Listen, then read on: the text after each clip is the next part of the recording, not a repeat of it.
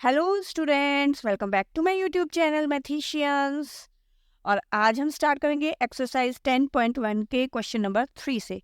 Question number 1 and 2 already हम video में कर चुके हैं, तो चलिए पढ़ लेते हैं question. Identify the numerical coefficients of terms other than constants in the following expressions. तो पहले हम ये समझ लेते हैं कि ये जो लिखा है न्यूमेरिकल कोएफिशिएंट्स, देखिए पहले समझते हैं कॉन्स्टेंट्स। ये ऑलरेडी वैसे मैंने आपको समझाए हुए हैं, फिर भी मैं आपको बता देती हूँ। कॉन्स्टेंट्स वो होते हैं जिनके साथ कोई भी वेरिएबल मल्टीप्लाइड नहीं रहता है, ठीक है। इंडिविजुअल जो नंबर्स होते हैं या होल नंबर्स आप समझ लीजिए, 0, 1, 2, 3 अप टू 100, 1000, 10,000 कुछ भी हो, है ना, वो अकेला होता है। जैसे आप यहाँ देख रहे होंगे, ये जो फर्स्ट क्वेश्चन में 5 लिखा है, ये कॉन्स्टेंट टर्म है, ठीक है। तो ये कांस्टेंट है, इनके अलावा, अदर देन कांस्टेंट, इनके अलावा हमें बताने हैं।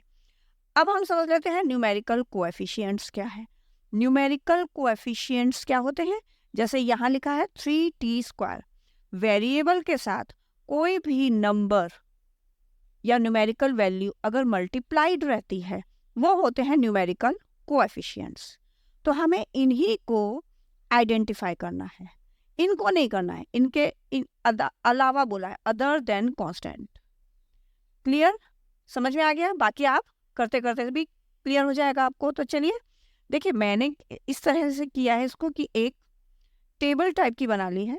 ये एक्सप्रेशंस दिए हुए हैं, यहाँ हम टर्म्स लिखेंगे और फिर उनके कोएफिशिएंट्स लिखेंगे, ठीक है। तो चलिए फर्स्ट पार्ट देख लेते हैं। अब देखिए एक्सप्रेशन है 5 - 3t²। तो यहाँ हमें कांस्टेंट नहीं बताना है, उन्होंने बोला है अदर देन कांस्टेंट। तो हमारे पास क्या है, -3t²। हम सिर्फ 3t² नहीं लेंगे, इसके साथ जो भी ये साइन होगा, जो कि मैथमेटिकल अर्थमेटिक ऑपरेशन जिसको बोलते हैं, माइनस साइन है, ये इन्वॉल्व रहेगा।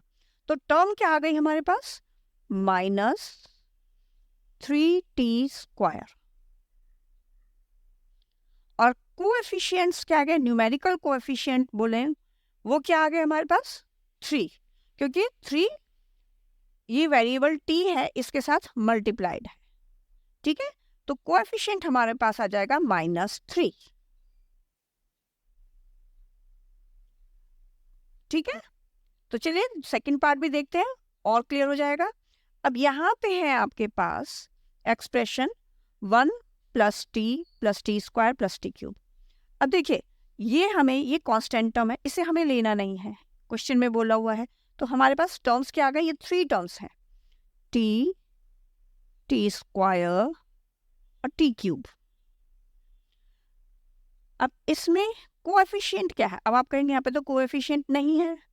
क्यों नहीं है, क्योंकि t को हम क्या बोल सकते हैं, 1t, 1t², 1t³। तो यहाँ पे हमारे पास कोएफिशिएंट क्या है, तो यहाँ पे सिर्फ हमें कोएफिशिएंट का मतलब मैथमेटिकल वेरिएबल के साथ मल्टीप्लाइड जो भी न्यूमेरिकल टर्म है वो लिखनी है, ठीक है।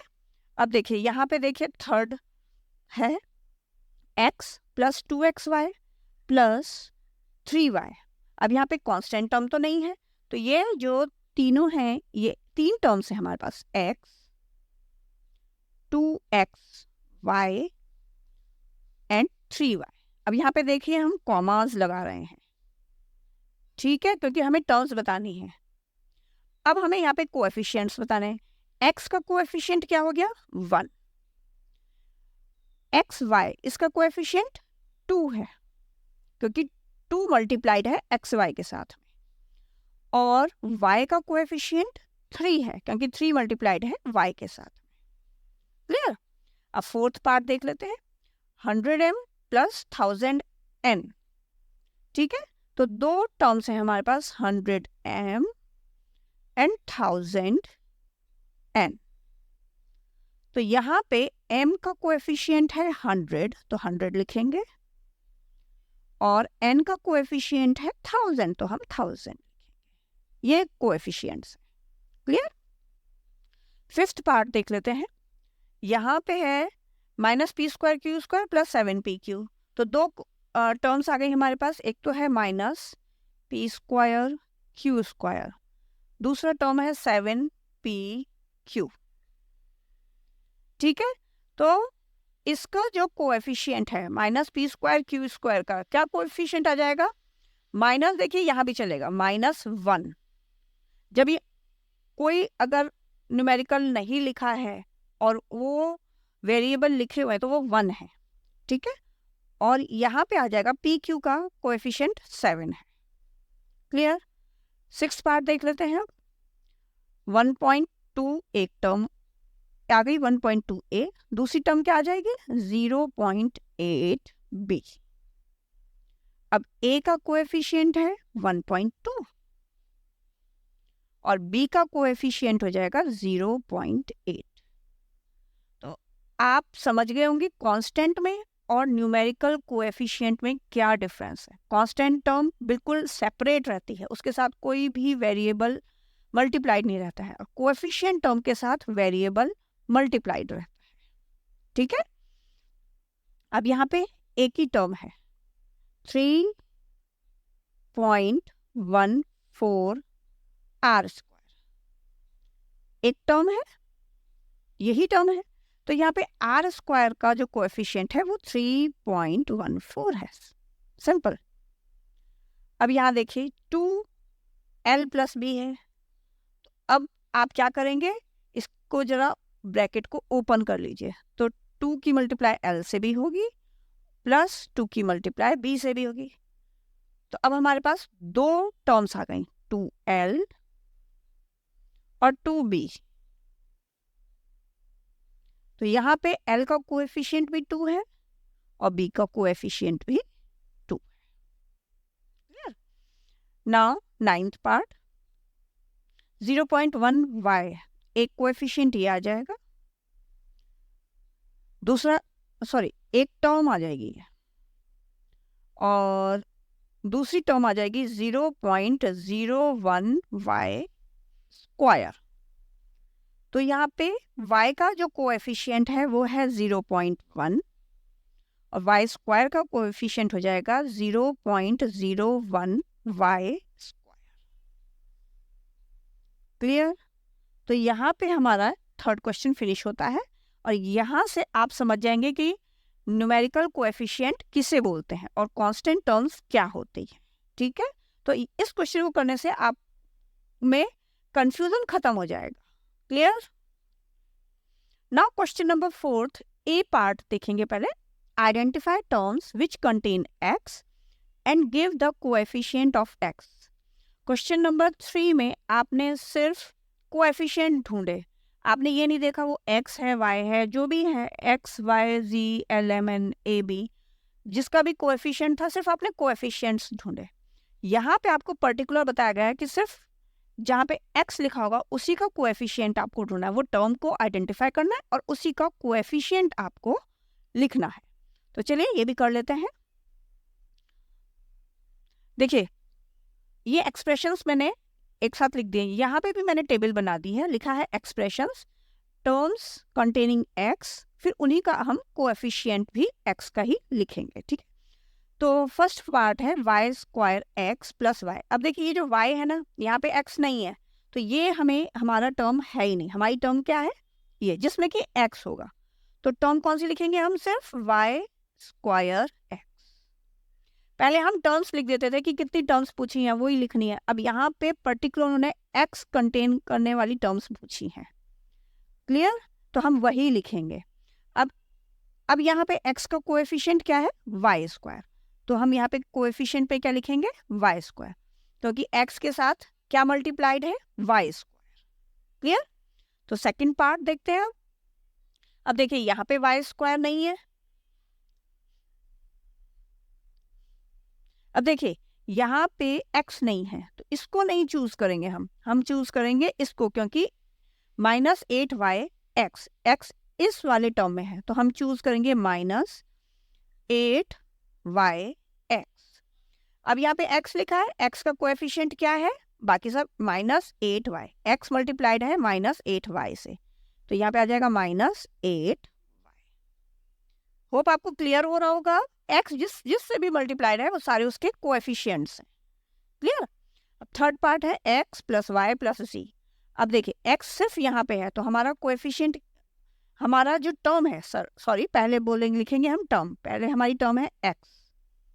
अब x अकेला है तो इसका जो कोएफिशिएंट है वो क्या होगा, 1, क्योंकि 1 के मल्टीप्लाई x से करेंगे तो 1x जा x, ठीक है। तो इसका जो कोएफिशिएंट होगा वो 1 होगा। Now fourth part 5 + z + zx, तो ये दोनों नहीं आएंगे, ओनली zx आएगा। जो हमारी टर्म है वो है z और x या zx, कुछ भी बोल लीजिए। अब x का कोएफिशिएंट z है क्योंकि x मल्टीप्लाइड है z से। Now fifth part 1 + x + xy। अब यहाँ पे दो टर्म्स है हमारे पास, x और xy, तो हम दोनों टर्म्स लेंगे, 1 को छोड़ देंगे। x एक टर्म है x, दूसरी टर्म है xy। अब ये वाले x का कोएफिशिएंट 1 हो जाएगा, अब तो समझ गए, और इस वाले x का कोएफिशिएंट y हो जाएगा। यहाँ पे 1 और y, ठीक है। नाउ नेक्स्ट 12xy² + 25, ये कांस्टेंट टर्म है, इसको छोड़ देंगे। यहाँ पे x है, यहाँ दिख रहा है हमें x, ठीक है। तो हम लिखेंगे हमारी जो टर्म होगी वो होगी 12xy²। क्लियर। अब x का कोएफिशिएंट, अब देखिए x मिडिल में है लेकिन x का कोएफिशिएंट 12y², x को छोड़ के बाकी सब जो है वो उसके कोएफिशिएंट है। तो क्या क्या आ जाएंगे, 12y²। तो आप ये मत सोचिए हमेशा x लास्ट में ही होगा, x मिडिल में भी है तो उसके कोएफिशिएंट हो गए 12 और y², क्योंकि x मल्टीप्लाइड है 12 से भी, x मल्टीप्लाइड है y² से भी। तो x छोड़ के बाकी जो भी हैं उसके साथ मल्टीप्लाइड, वो सारे उसके कोएफिशिएंट हो गए। Now last part 7x + xy²। अब दोनों में x है तो दोनों ही हमारी टर्म्स है। 7x कॉमा लगाएंगे बीच में, xy², क्योंकि टर्म्स को हम सिंगल सिंगल में ही लिखते हैं, ठीक है। तो x का जो कोएफिशिएंट है इसमें 7 है और यहाँ पे x का कोएफिशिएंट y² हो जाएगा। तो अगर आप प्रैक्टिस कर लेंगे, एक बार लर्न कर लेंगे, तो ये फॉरएवर आपके माइंड में रहेंगे और आपको हमेशा के लिए समझ भी आ जाएंगे। तो आप इनकी अगर प्रैक्टिस कर लेंगे अच्छे से तो आपको क्लियर हो जाएंगे ये। अब करते हैं इसका बी पार्ट। नाउ अब देखिए इसमें identify terms which contain y² and give the coefficient of y²। अब हमें क्या करना है, अब देखिए यहाँ पे पहले हमने x के कोएफिशिएंट ढूंढे, x टर्म्स ढूंढे, फिर उनके कोएफिशिएंट ढूंढे। अब यहाँ पे हमें y², देखिए स्पेशली हमें y² बताया गया है कि वो टर्म्स आइडेंटिफाई करनी है जिसमें y² है, फिर उन्हीं के हमें y² के ही कोएफिशिएंट्स लिखने हैं। क्लियर। तो चलिए अब देखिए यहाँ पे फर्स्ट पार्ट है 8 - xy²। देखिए अब y² यहाँ पे है तो हमें ये तो लेना ही नहीं है, सिर्फ y² वाला टर्म लेना है। तो यहाँ पे हम लिखेंगे -xy²। बस ध्यान रखिए माइनस सिंबल जो भी होगा वो उसी के साथ लिखना है आप। अब यहाँ पे y² का कोएफिशिएंट क्या है, -x, तो y² का कोएफिशिएंट आ जाएगा -x। ये सिर्फ आपकी प्रैक्टिस के लिए है ताकि आपको अलग अलग तरीके से समझ में आए कि आपको सिर्फ कोएफिशिएंट बोला है तो x y z कोई भी हो वो ही नहीं लिख दे, जो पर्टिकुलर बोला है वही लिखना है। अब यहाँ पे देखिए second part is 5y² + 7x। 7x को ये नहीं लेना है हमें, y² यहाँ पे है तो हमें 5y², हमारी टर्म जो है वो 5y² है, तो हमें टर्म क्या लिखनी है, 5y²। अब y² का कोएफिशिएंट क्या है, 5। यहाँ पे सिर्फ 5 ही दिख रहा है तो 5 जो है इसका कोएफिशिएंट हो गया y²। नाउ थर्ड पार्ट यहाँ पे है 2x² y - 15xy² + 7y²। अब यहाँ देखिए इस वाले में x² y है, ये नहीं चाहिए हमें इसका ढूंढना है y²। तो y² यहाँ पे है और यहाँ पे, तो ये दो हमारी टर्म्स हो जाएंगी। तो हम क्या दो टर्म्स लिखेंगे, -15xy² वाई स्क्वायर और दूसरी टर्म है हमारी 7 वाई स्क्वायर। 2 टर्म्स ये हो गए। अब इसके कोएफिशिएंट क्या हो जाएगा, -15x। इसका कोएफिशिएंट हो जाएगा -15x। वाई स्क्वायर को छोड़ देंगे, -15x इसका कोएफिशिएंट है। और नीचे 7 वाई स्क्वायर का, इसमें जो कोएफिशिएंट है वो है 7, तो दूसरा आ जाएगा हमारा 7। ये मैंने आपको अलग अलग लिख के भी दिखा दिया कि ऐसे भी लिख सकते हैं, एक साथ भी लिख सकते हैं, कॉमा लगा के भी लिख सकते हैं, ऐसे भी लिख सकते हैं। ठीक है, तो इसमें यही 3 पार्ट थे। तो होप अब कोएफिशिएंट्स आपको और अच्छे से क्लियर हो गए होंगे। जो आपको टर्म्स पूछी जाए आइडेंटिफाई करने के लिए, उन्हीं का कोएफिशिएंट आपको ढूंढना है। और अगर आपको सिंपल कोएफिशिएंट्स ही ढूंढने हैं, ठीक है, तो तब आप किसी का भी ले सकते हैं। तो आपको नॉर्मली भी पूछा जा सकता है और स्पेशली भी पूछा जा सकता है कि यहाँ पे जैसे x का कोएफिशिएंट बताइए या वाई स्क्वायर का कोएफिशिएंट बताइए या y का बताइए, जिसका पूछा जाएगा उसी का आपको बताना है। तो बच्चों आज की वीडियो हम यहीं तक रोकते हैं, ठीक है, बाकी क्वेश्चंस हम नेक्स्ट वीडियो में करते हैं। Till then take care and good bye.